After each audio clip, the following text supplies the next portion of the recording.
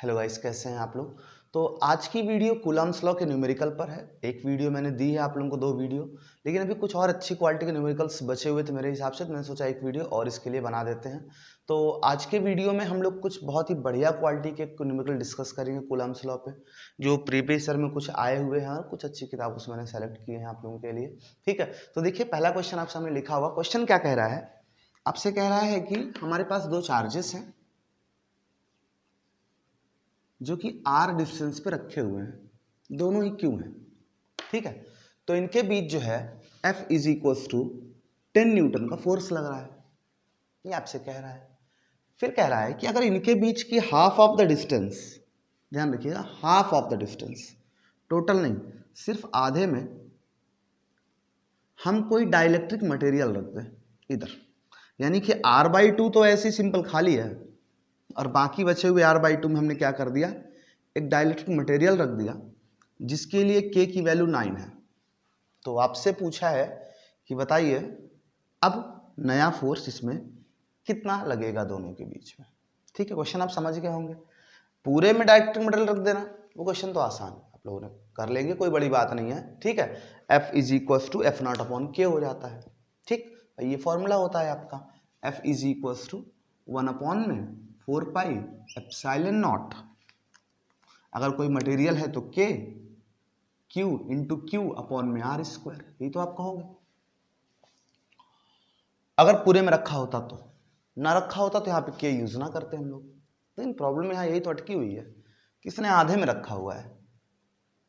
तो कैसे इस क्वेश्चन को लगाया जाए, थोड़ा सा एक इस तरह से सोचते हैं, मेरी तरह सोच के देखिए। अगर बीच में कोई मटेरियल रखा होगा तो उनके बीच लगने वाला फोर्स डिक्रीज करेगा।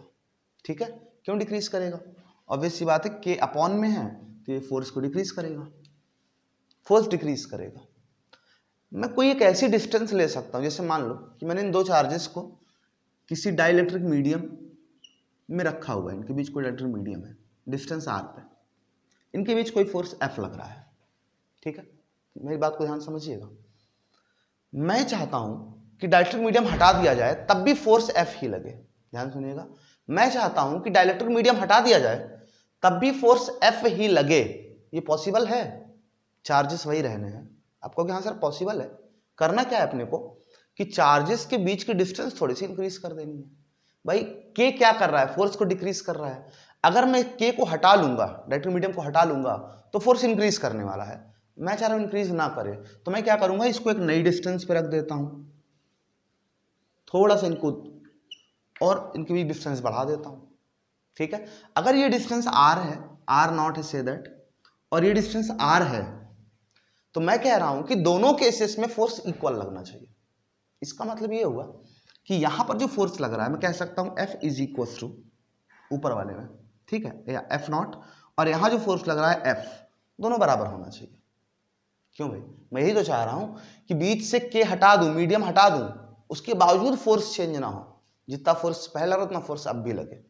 ठीक है, ये कैसे पॉसिबल हो सकता है, तो बीच की डिस्टेंस बढ़ानी पड़ेगी, क्योंकि मीडियम हटाने की फोर्स बढ़ जाएगा, मैं फोर्स बढ़ाना नहीं चाहता हूं। तो मैंने कहा कि जब कोई मीडियम था, सॉरी ये r था और मीडियम हटा दिया मैंने, तो डिस्टेंस r0 हो गया, उल्टा लिख दिया था मैंने। ठीक, तो दोनों फोर्सेस इक्वल होने चाहिए, पुराना फोर्स नया फोर्स दोनों इक्वल होने चाहिए। नया फोर्स लिखेंगे हम लोग 1/4πε0 q अपॉन में r², क्योंकि बीच में कोई मीडियम नहीं है। और पुराना फोर्स हम लोग लिखेंगे 1/4πε0 q अपॉन में r²। बोलो, यही तो करना चाहिए हम लोगों को। ठीक है, नया फोर्स ये हो गया, पुराने फोर्स में k एक्स्ट्रा हो जाएगा और कुछ तो नया रहेगा नहीं। ठीक, अच्छा अब पुराने फोर्स में r है, नए फोर्स में यहाँ पे r0 होगा। ठीक, q इंटू क्यू से q इंटू क्यू कैंसिल, 1/4πε0 से ये पूरा कैंसिल हो जाएगा। केवल बचेगा क्या, इधर बचेगा r0², अब ऊपर कर देते हैं, रेसिप्रोकल ले लेते हैं, इधर बचेगा k into r square, sorry, अगर मैं दोनों तरफ स्क्वायर हटाता हूं तो हो जाएगा r0 is equal to √kr। यानी कि अगर मैं सेम चार्जेस को √kr डिस्टेंस पर रख दूं, जहां k क्या है, डाइलेक्ट्रिक मीडियम का डाइलेक्ट्रिक कांस्टेंट, ठीक है, तो फोर्स में कोई चेंज नहीं होगा, मतलब जितना फोर्स पहले लग रहा था उतना फोर्स अब भी लगेगा। शायद आपने देखा बत्ती जल रही होगी। करना क्या है मेरे को, यहाँ पे r/2 डिस्टेंस पे है ये, ठीक है। मुझे क्या करना है, इस चार्ज को थोड़ा सा दूर कर देना है, ताकि इसको हटाने पर भी फोर्स जितना पहले लगा उतना अब भी लगे। कितना दूर कर देना है, तो मैं कहूँगा सर ये क्यू रहेगा, इसको ऐसे ही लिखा रहने देते हैं, ये डिस्टेंस r/2 ही रहेगी, है ना। बट ये डिस्टेंस कितनी हो जाएगी, ये डिस्टेंस हो जाएगी √k इंटू r/2। ये डिस्टेंस हम बढ़ा देंगे चार्ज के बीच की। बोलो भाई बात समझ में आई कि नहीं आई? ठीक है, मैंने क्या किया, मैंने इन चार्जेस के बीच का सेपरेशन, ये वाली वैल्यू जो r/2 थी ये मीडियम में थी, मैंने मीडियम रिमूव किया, मीडियम को हटा दिया, हवा में रख दिया, और इस डिस्टेंस को रिप्लेस कर दिया इस डिस्टेंस से। क्यों? क्योंकि इस डिस्टेंस पे रखने पे फोर्स उतना ही लगेगा जितना मीडियम पे रखने पे लगा था बिना मीडियम के। क्लियर है? ठीक है, तो ये आप चाहो डायरेक्ट रिजल्ट याद कर सकते हो, कंक्लूजन याद कर सकते हो। ठीक, स्क्रीनशॉट लीजिए, थोड़ा ऊपर मिटा देता हूं मैं। ठीक है, चलिए इसको मिटा दिया जाए।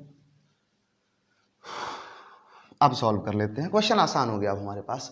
तो अब नई डिस्टेंस हमारे पास क्या हो गई, r' इज इक्वल टू हम कह सकते हैं r/2 प्लस √9 इंटू r/2। भाई k के √9, ठीक है, तो ये हो जाएगा आपका, यही लिख देता हूं मैं, r/2 प्लस √9 3 आ जाएगा, तो 3r/2।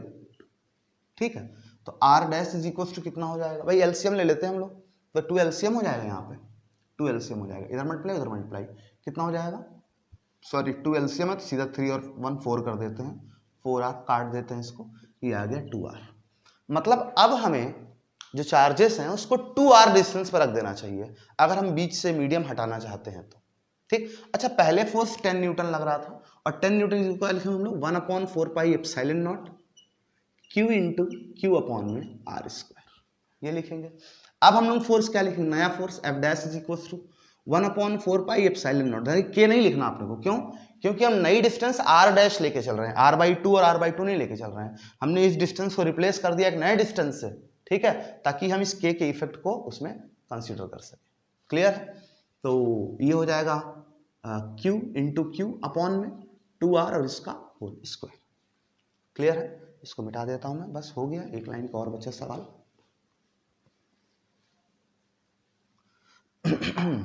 तो ये f' की वैल्यू यहां से निकल के आ जाएगी आप लोगों को 1/4πε0 q इंटू क्यू अपॉन में 4r²।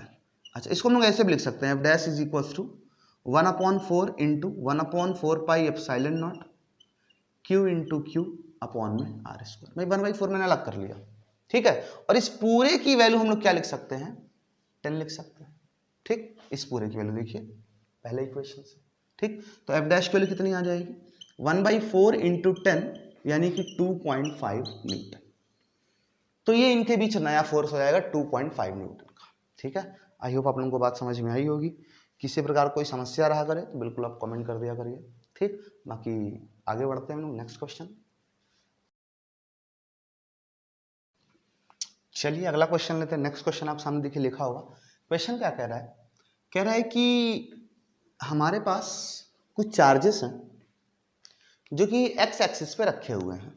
ठीक है, चार्जेस क्या है आपके पास, यहाँ पे रखा हुआ है +2 माइक्रोकूलम, फिर +8 माइक्रोकूलम, +16 माइक्रोकूलम, इधर ऐसे हो जाएगा +32 माइक्रोकूलम एंड सो ऑन। ठीक, एक्स एक्सिस सारे ऐसे ढेर सारे इन्फिनाइट चार्ज रखे हुए हैं। ठीक है, सभी एक्स एक्सिस पे रखे हुए हैं। इसका कोऑर्डिनेट दिया हुआ है 2,0, इसका कोऑर्डिनेट दिया हुआ है आपका, एक चीज मैं मिस कर गया, 2 के बाद यहाँ 4 आएगा, फिर 8 आएगा, फिर 16 आएगा, एक चार्ज मिस कर गया। ठीक है, ये 4,0 सबके कोऑर्डिनेट्स आपको गिवन है, क्वेश्चन में ऑलरेडी गिवन है, ज़्यादा मेहनत इसमें नहीं करनी है आपको। ठीक, यहाँ पर जाएगा 16,0 एंड सो ऑन, ऐसे रखे हुए। ठीक, आपसे करें इन सभी चार्जेस के कारण ओरिजिन पर रखे हुए +2 माइक्रोकूलम चार्ज पर, कितना रखा है ओरिजिन पे, +2 माइक्रोकूलम चार्ज। ठीक है, कह रहा है कि इन सभी चार्जेस के कारण इस पर लगने वाला फोर्स बताओ। ये वाई एक्सिस हो गई और ये एक्स एक्सिस हो गई। ठीक, सोचो जरा सा कैसे लगेगा ये सवाल, थोड़ा सा ट्रिकी क्वेश्चन है, आपके लिए इनफाइनाइट चार्जेस रखे हुए हैं। इनफाइनाइट चार्जेस मतलब सबसे लास्ट वाला चार्ज होगा उसके कारण लगने वाला फोर्स भी बहुत कम होगा, है ना, एकदम नेग्लिजिबल टाइप से होगा। कैसे कर सकते हैं हम लोग सवाल को? यहाँ पे बात ये कि क्वेश्चन को अटेम्प्ट कैसे किया जाए, क्या क्या लॉजिक हो सकती है इसके पीछे। कुछ नहीं, आप ज्यादा दिमाग लगाओगे तो प्रॉब्लम होगी। क्वेश्चन सिंपल तरीके से समझो, ये दोनों पॉजिटिव चार्ज है ना, तो ये इसको रिपेल करेगा तो इसके कारण इस पे फोर्स इधर लगेगा F1, ये भी पॉजिटिव है, ये भी रिपेल करेगा, F2 भी इधर ही लगेगा, F3 भी इधर ही लगेगा, यानी सारे फोर्सेस किधर लगेंगे, निगेटिव एक्स एक्सिस के डायरेक्शन में। सारे फोर्सेस कहां लगेंगे, निगेटिव एक्स एक्सिस के डायरेक्शन में, ठीक है।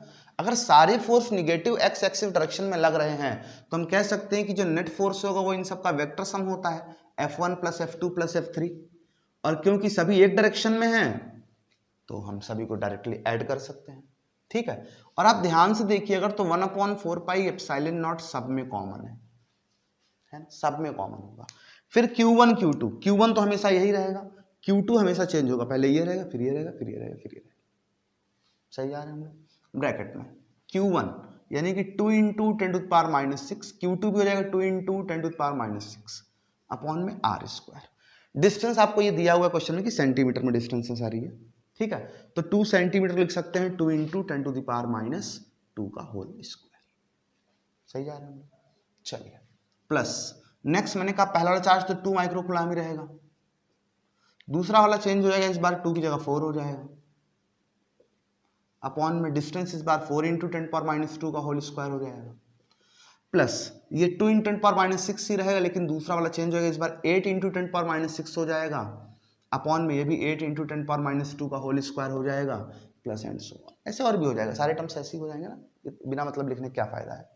तो F इज इक्वल टू आ जाएगा, इसकी वैल्यू 9 इंटू 10⁻9 हो जाएगी, इंटू, देखो मैं कॉमन लेना चाह रहा हूँ कुछ चीजें, क्या कॉमन मिलेगी, 10⁻12 ऊपर सब में कॉमन है, गुड कॉमन ले लो, नीचे 10⁻² का स्क्वायर 10⁻4 हर जगह कॉमन है, 10⁻4 कॉमन ले लो, ब्रैकेट में क्या बचने वाला है, 2 2 सा 4 अपॉन में 2 का स्क्वायर 4 प्लस 4 2 सा 8 अपॉन में 4 का स्क्वायर 16 प्लस में 8 2 जा 16 अपॉन 8 का स्क्वायर 64, ठीक है, प्लस एंड सो ऑन, ठीक।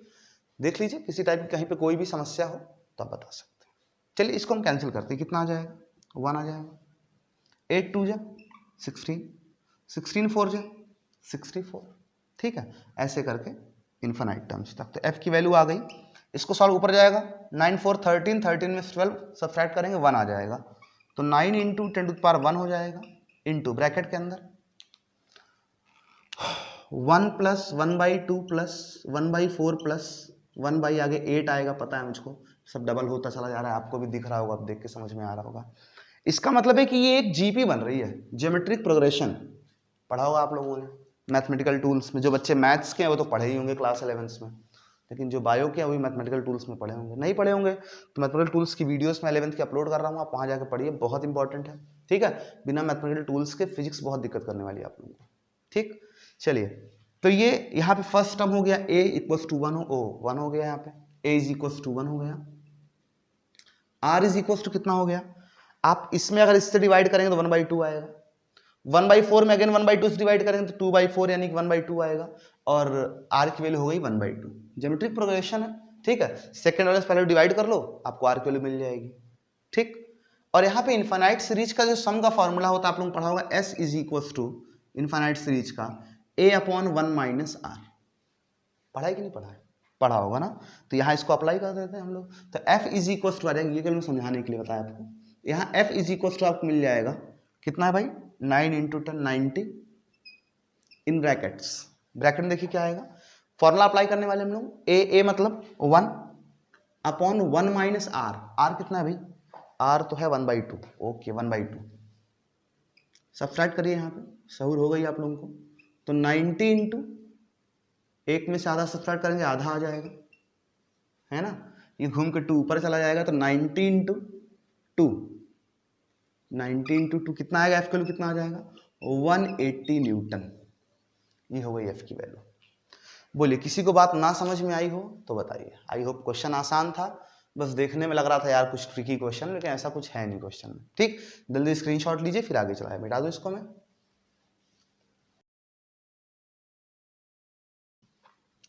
तो चलिए देखें नेक्स्ट क्वेश्चन में आपको एक्सप्लेन। क्वेश्चन क्या कह रहा है कि एक वॉल है, दीवार है, और इस दीवार पे एक छोटी सी मेटल बॉल यहां पे माउंट कर दी गई है। ठीक है, और इसी दीवार पे यहां पे इस पॉइंट पे एक दूसरी मेटल बॉल को एक स्ट्रिंग से लटका दिया गया है। एक्चुअली वो स्ट्रिंग पहले ऐसे लटक रही थी कि ये बॉल ऐसे आकर के यहाँ पे टिकी हुई थी ऐसे करके।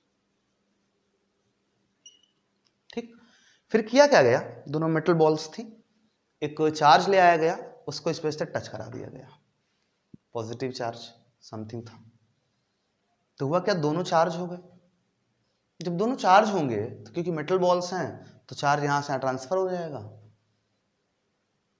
एकदम आइडेंटिकल हैं, तो सेम अमाउंट में चार्ज दोनों पे आ जाएगा। तो क्या वो दोनों पर क्यू अमाउंट में चार्ज आ गया। ठीक है, कितना चार्ज आ गया, क्यू अमाउंट में दोनों पर चार्ज आ गया, और जिसके कारण इसमें रिपल्शन हुआ और ये दूसरी बॉल इस तरह से जाकर के यहां पहुंच गई। यहां लटकी तो रिपल्शन हुआ, यहां पहुंच गई। क्यों भाई, बात समझ में आ रही ना आपको? यहाँ लटकी थी ऐसे पहुंच गई यहाँ पे। ठीक, थोड़ी स्ट्रिंग छोटी हुई क्या, दूर जाके बड़ी होनी चाहिए ऐसे। ये सीन बन रहा है। दोनों पे चार्जेस कितने हैं, 1 माइक्रोकूलाम चार्ज आपको गिवन है, दोनों पे 1 माइक्रोकूलाम है। Q is equal to 1 microcoulomb. यहाँ नहीं लिखता हूँ भी हम लोग को दिक्कत करेगी जगह। Q is equal to 1 microcoulomb charge है। आपको दोनों का मास दिया हुआ है, M is equal to 10 gram. ठीक, और स्ट्रिंग की लेंथ आपको गिवन है 30 सेंटीमीटर। आपसे कह रहा है अगर सिस्टम इक्विलिब्रियम कंडीशन में हो तो बताओ ये एंगल थीटा कितना होगा। ठीक है, बहुत ट्रिकी क्वेश्चन है और इसमें आप एक गलती करोगे। क्वेश्चन इसलिए बना है कि यहाँ पे आप एक गलती, आपसे एक मिस्टेक होगी इस क्वेश्चन में। ठीक, मिस्टेक क्या होगी मैं आपको समझाता हूँ। चलिए मैं क्वेश्चन को अटेम्प्ट करता हूँ, कैसे लगेगा। आप लोग वीडियो पॉज करके कोशिश करिए, लगाइए एक बार, ना कर पाए तो फिर से प्ले करके वीडियो को देखिए कैसे किया हमने। ठीक है, कोशिश करते हैं, आइए कैसे लगेगा सवाल। देखिए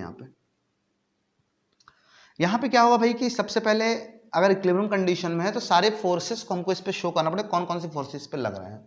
तो आप जानते हो सबसे पहले तो यार इसका वेट लगेगा नीचे की ओर mg, नहीं लगेगा, पहला फोर्स तो वही लगेगा। इधर लगेगा टेंशन T, और क्योंकि चार्जेस दिए गए हैं तो एक नया फोर्स एग्जिस्टेंस में आएगा इस लाइन के अलॉन्ग, वो है F। ठीक है, इलेक्ट्रोस्टैटिक फोर्स। ठीक, ध्यान से मेरी बात को समझिएगा आप लोग। ये एंगल थीटा है, क्या ये दोनों एंगल में कोई एक 90 है क्या? हो सकता है, डायग्राम बनाने में छोटी छोटी लाइन हो जाती है, देखने में लग रहा हो नहीं सर ये वाला एंगल हमको 90 दिख रहा है। ठीक है, बट है नहीं 90 ना। क्यों? क्योंकि ये स्ट्रिंग भी आपको ये भी दिया है कि 30 सेंटीमीटर और ये भी 30 सेंटीमीटर। अगर दोनों इक्वल है तो फिर दोनों बराबर होने चाहिए, और दोनों 90 हो नहीं सकते हैं। तो देखने पे मत जाइएगा कि दिख क्या रहा है। ठीक है, अपना दिमाग लगाते हैं क्या होना चाहिए। अगर ये थीटा है तो ये 90 से कुछ कम ही होगा, कितना कम है देख लेते हैं। ये थीटा है तो ये दोनों एंगल जो होंगे वो आप ज्योमेट्री यूज कर सकते हैं कि तीनों का सम 180 होगा, तो ये हो जाएगा 90 माइनस थीटा बाई 2। भाई जो भी बच रहा है, कितना बच रहा है, 180 माइनस थीटा बच रहा है, आधा आधा बांट दो, तो 90 माइनस थीटा बाई 2 हो जाएगा, 90 माइनस थीटा बाई 2 ये वाला एंगल हो जाएगा। ठीक है, इसका मतलब ये एंगल 90 नहीं है। अच्छा, हम क्या करते हैं कि हमें किसी एक फोर्स को यहाँ पे रिजॉल्व करना पड़ेगा, रिजॉल्व उसको कर लेते हैं जो हमारे लिए आसान हो।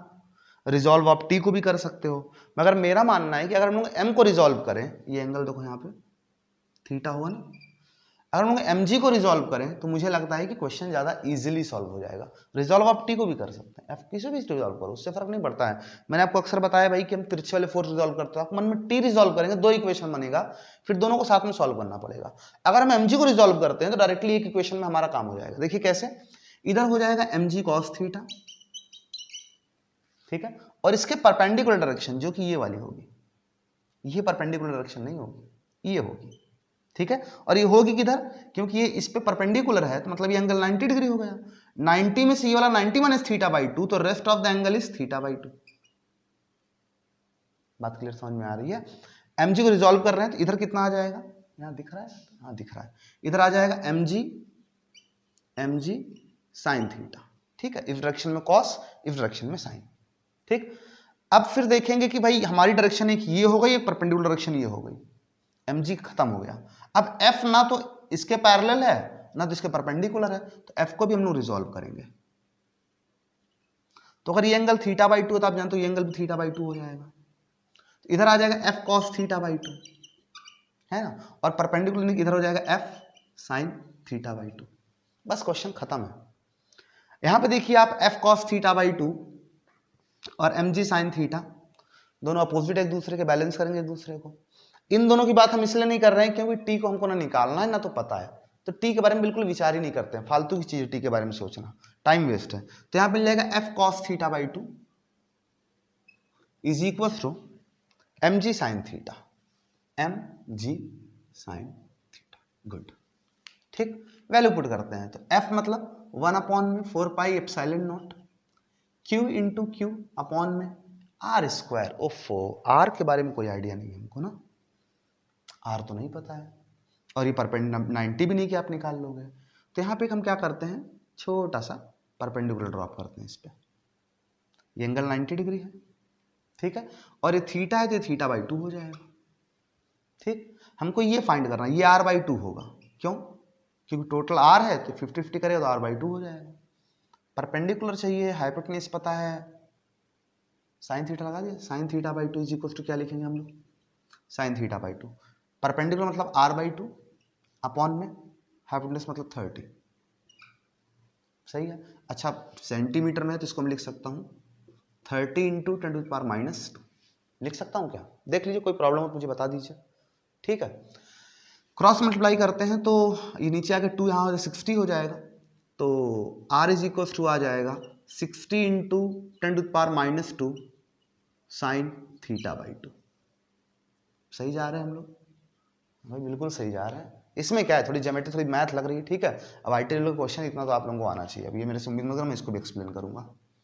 हाँ भाई, r के लिए यहाँ पुट करते हैं, r हो जाएगा 60 into 10 to the power -2 into sine theta by 2 का होल स्क्वायर। सही जा रहे भाई, 1 upon 4 pi epsilon not q1 q2 upon में r स्क्वायर, ठीक, इंटू, अच्छा इंटू कॉस थीटा बाई 2 है, मिस कर गए हम, इंटू कॉस थीटा बाई 2, सही है, बिल्कुल सही है। अच्छा आरएचएस में देखिए, इस कॉस को निपटाने के लिए मैं लिख सकता हूं m की वैल्यू कितनी है, अभी लिखा रहने दो, mg into 2 sine theta by 2 into cos theta by 2, लिख सकते हैं क्या, अरे साइन 2 थीटा का फॉर्मूला दिख रहा है यहाँ तक, ये वाली चीज नहीं दिख रही, ओ माय गॉड यहाँ नहीं दिख रही आप लोगों को, तो छोटा लिख देता हूं मैं, mg into 2 sine theta by 2 into cos theta by 2, इतना दिख रहा होगा ना, कितना दिख रहा है। तो cos थीटा बाई 2 से यहाँ पे मैं cos थीटा बाई 2 को निपटा देता हूँ, बोलो कर सकते हैं हम लोग ये, हाँ बहुत इजीली कर सकते हैं, प्रॉब्लम क्या है।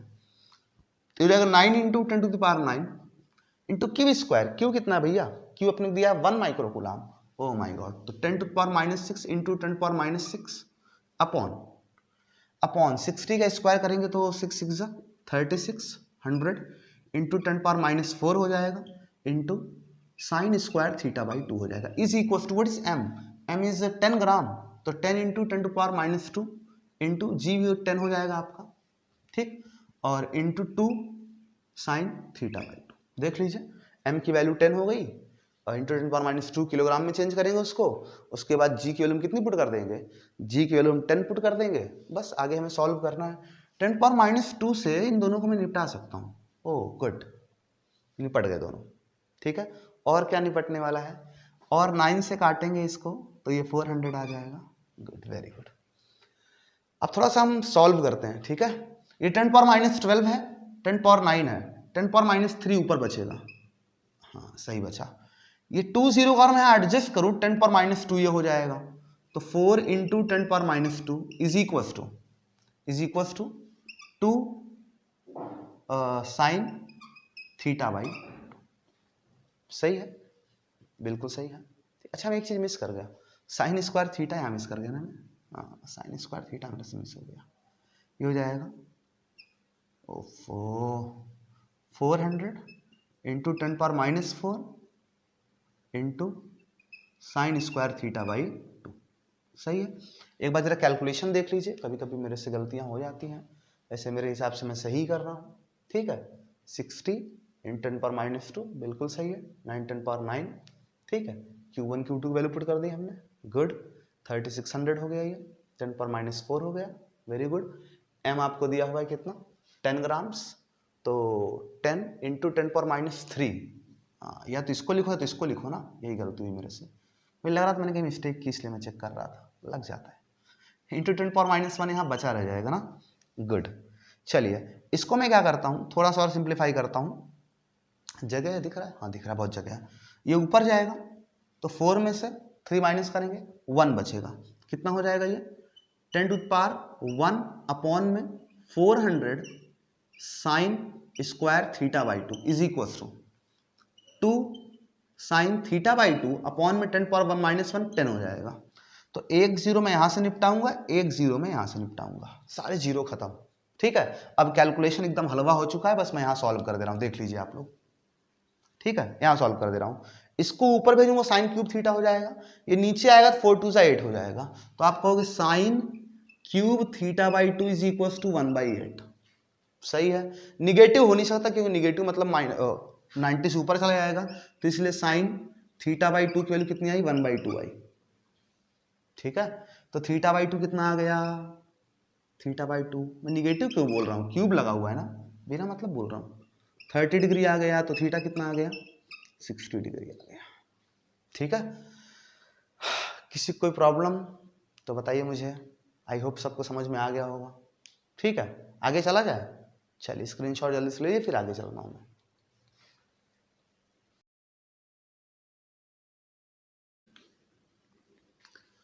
हाँ भाई, तो चलिए नेक्स्ट क्वेश्चन देख लेते हैं। अगला सवाल आपसे क्या कह रहा है, क्वेश्चन कह रहा है कि एक रफ सरफेस है, रफ सरफेस, हाँ इसका मतलब है कि अब कुछ फ्रिक्शन वगैरह जोड़ने वाला है ना। रफ सरफेस, इस पे दो ब्लॉक्स रखे हुए हैं, ईच ऑफ मास 10 ग्राम्स, ये भी 10 ग्राम मास का है और ये भी 10 ग्राम मास का है। ठीक है, बीच की डिस्टेंस कह रहा है इनके बीच कितना है, 10 सेंटीमीटर, और कह रहा है कि कोफिशिएंट ऑफ फ्रिक्शन है म्यू इज इक्वल टू 0.36। इतनी इंफॉर्मेशन आपको गिवन है क्वेश्चन में। ठीक है, आपसे कह रहा है कि अगर मैं दोनों को इक्वल अमाउंट में चार्ज दे दूं,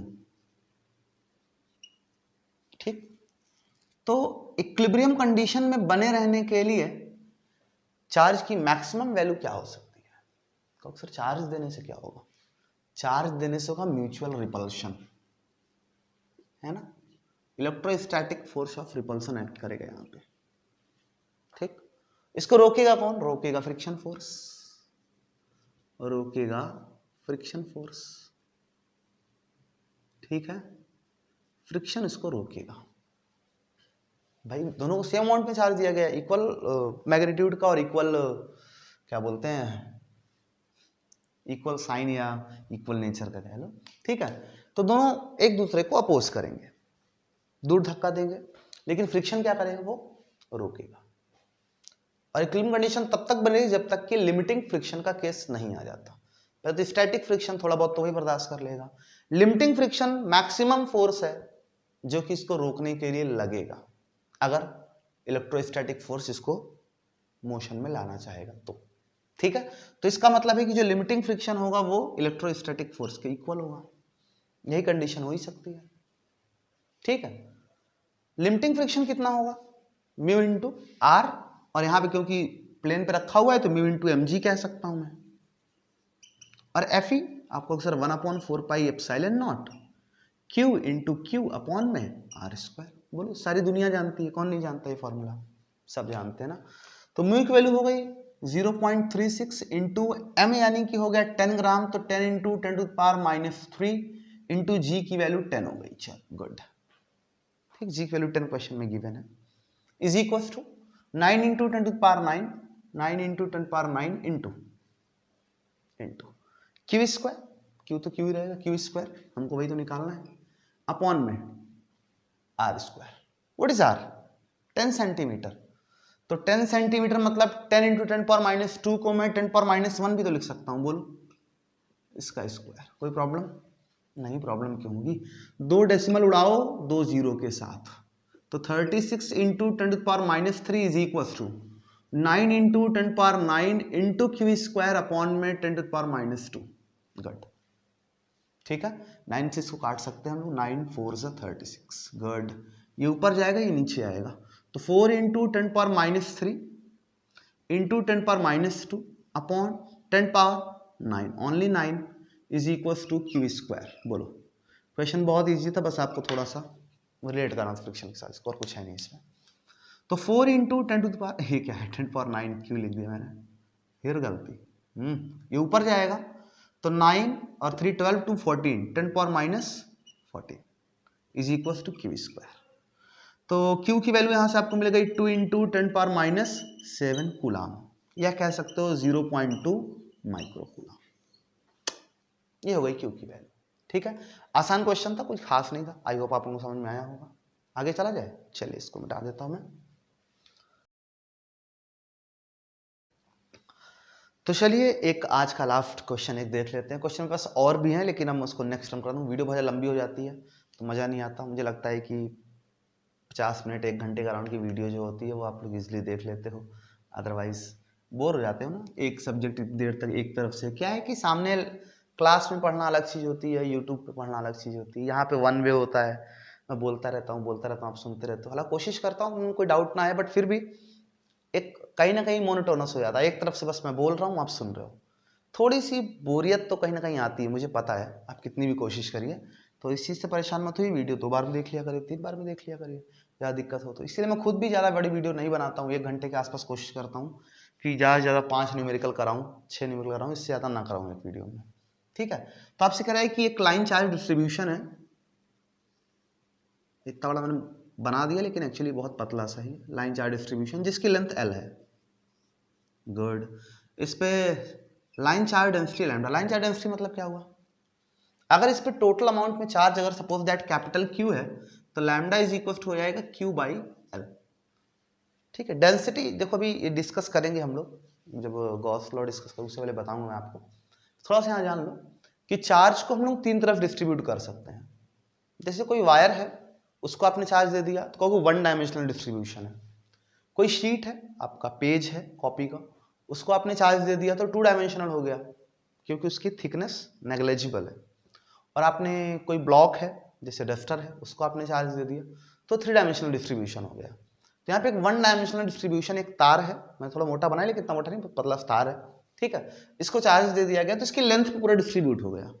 तो लाइन चार्ज डेंसिटी का मतलब ये हो गया कि इसके यूनिट लेंथ पे कितना चार्ज है, क्योंकि पूरे L लेंथ पे पता है, तो यूनिट लेंथ पे अगर हमें पता चल जाए तो हम किसी भी लेंथ पे फाइंड कर सकते हैं। तो अगर मैं यहाँ पे कोई छोटा सा टुकड़ा काट लूँ, मान लो कह दें कि 10 सेंटीमीटर लंबा तार है, उस पर 100 माइक्रोकुलाम का चार्ज है, तो आपको इसका मतलब है कि 1 सेंटीमीटर पे 10 माइक्रोकुलाम होगा।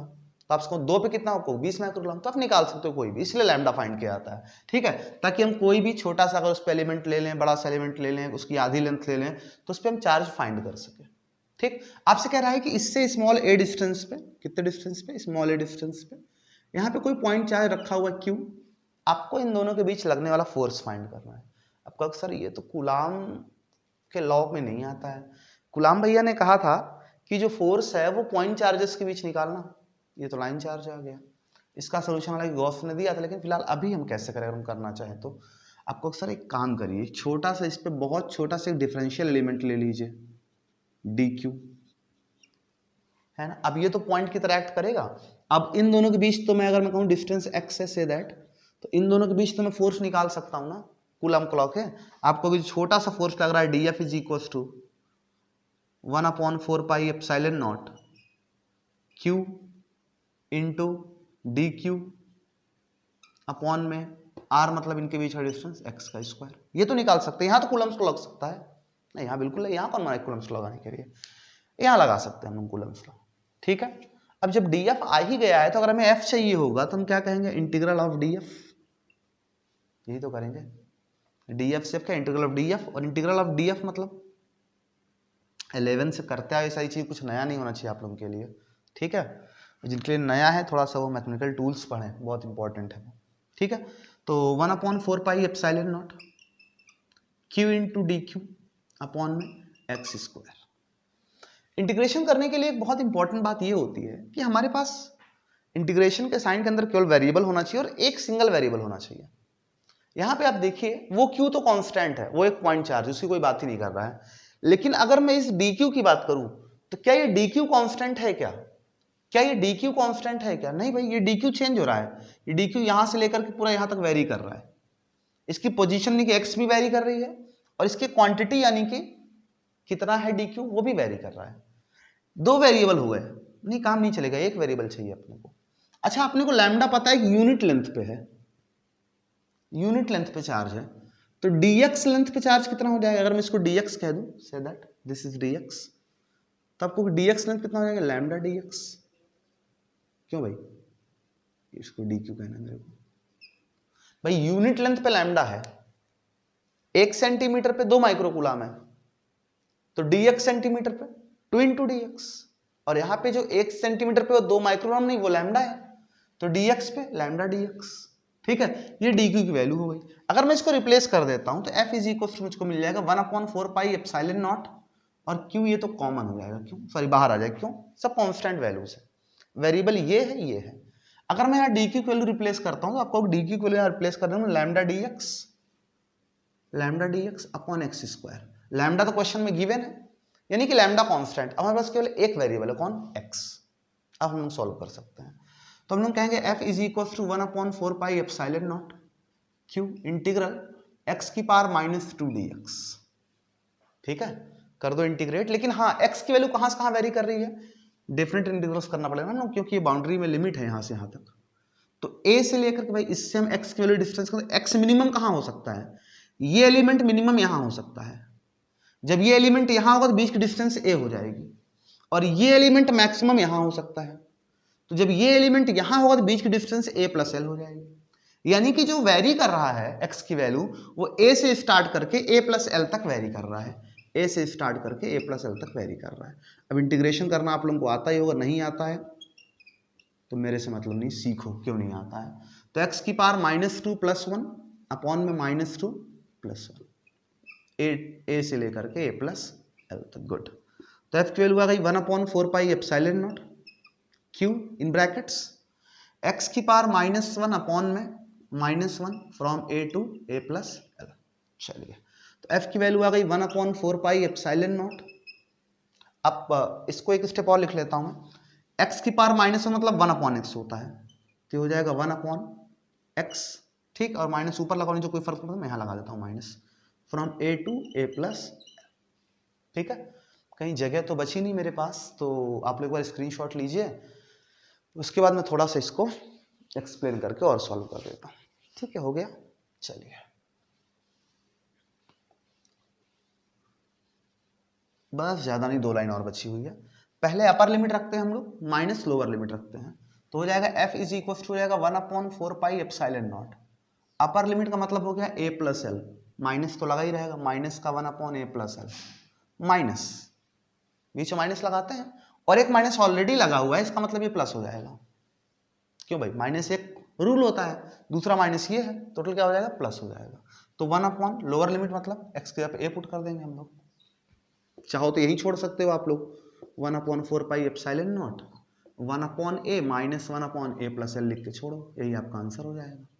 या आपका मन यहाँ पे ना मान रहा हो, ठीक है, आपको नहीं सर हम और सॉल्व करेंगे, हमारा मन और सॉल्व करने का इसको, तो कर लो भैया, एलसीएम ले लो यहाँ पे।